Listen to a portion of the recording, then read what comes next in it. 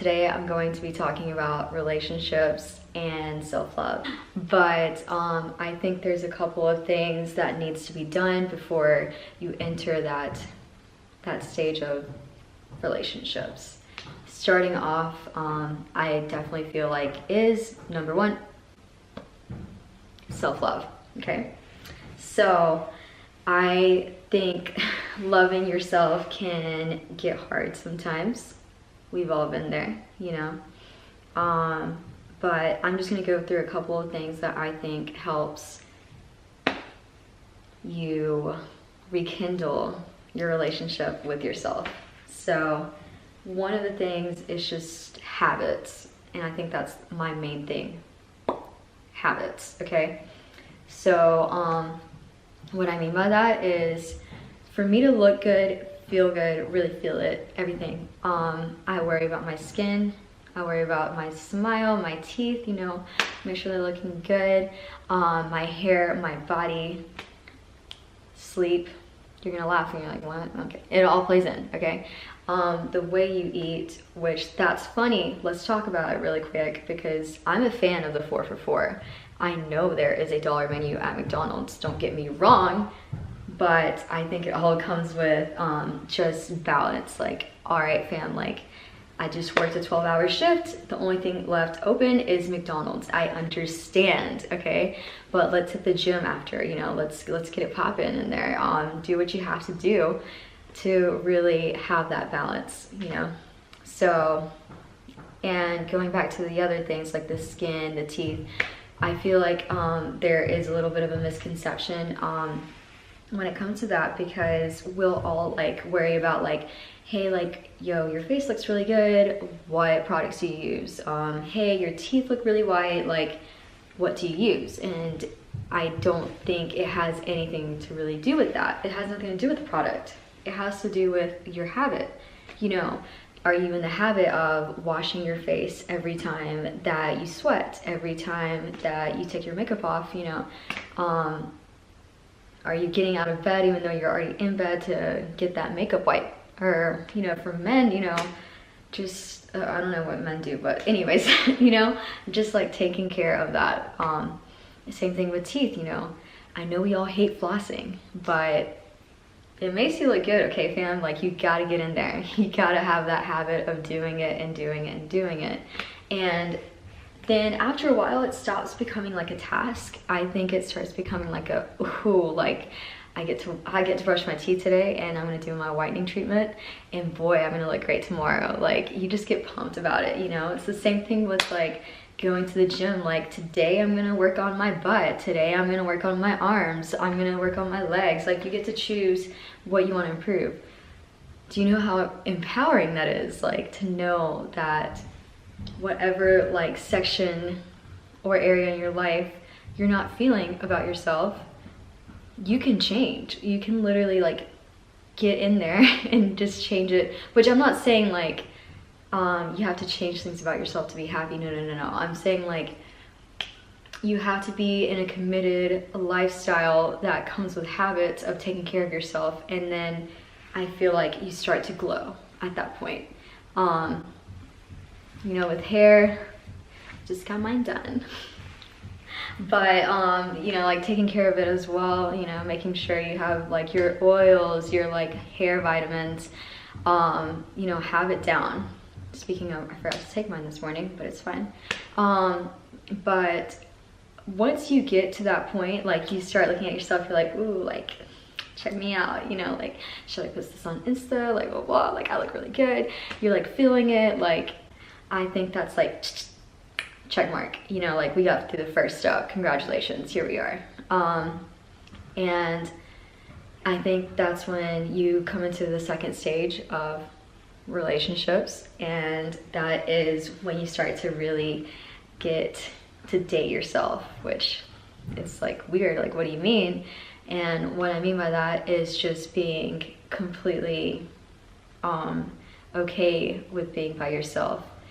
I know like it's hard sometimes, like to not get lonely when you are alone, and sometimes, you know, I respect that. Like, I get lonely sometimes too. I'm not saying you can't be lonely, but I'm saying I think you should look at it like a thrilling adventure, you know, like I love the fact that I can take a bath and have like a sangria right there and just blast some Selena Gomez. Like, I'm into that. That is me being me, you know? And that's when, I don't know, you really start to feel at home with yourself. You start to get to know what you want. You know, I never know where I want to eat.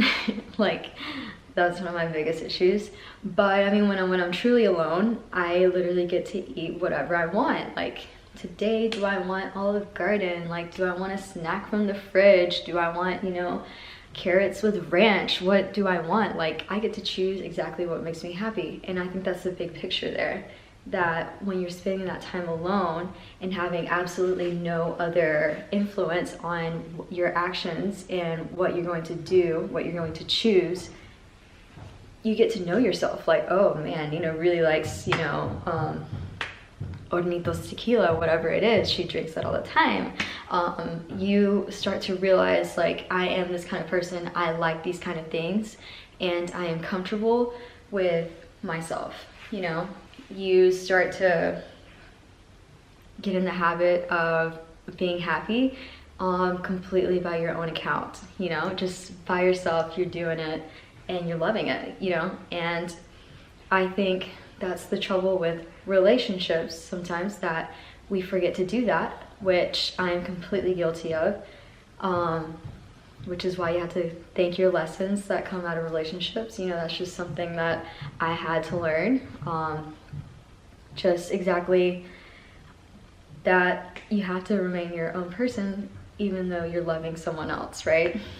So, you know, I feel like after all of that, you're on to the next step of relationships, and that is going to be,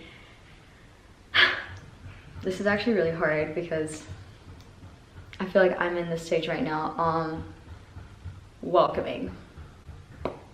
So what does that even mean? Like, okay, welcoming means just welcoming opportunities, people, challenges, whatever it is. Like, you can't want something and block it out of your life. You can't look at an experience or a person or a product or something and not really fully be ready to receive it. You know, I can sit here all day and be like, I want a boyfriend, but if I find that man and I think he's great for me and he pursues me and I'm like scared of that and I'm scared of what will come of it, that's me denying like that relationship, not welcoming it.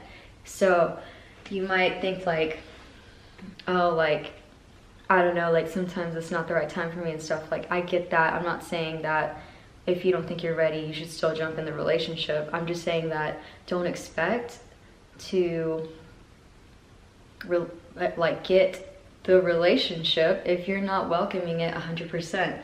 You know, it goes down to everything. Like, I truly believe in the book The Secret, and in there it even says stuff like closet space. Like, are you wanting to move in with someone? Are you wanting to live with that person? Okay, like, does your place, does your house reflect that? Like, do you have an area or a room for a significant other? Which, by the way, I do. Yes, I'm psycho, I don't care.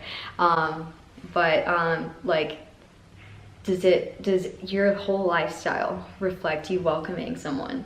You know, if you're like standoffish, if you're scared, if you're nervous, if you're just not confident in love, you're not going to receive it, which, once again, I think that's completely a-okay, because I think we've all been there.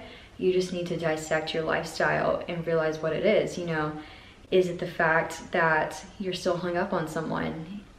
Is it the fact that you're afraid to step up to the plate for someone? You know, like,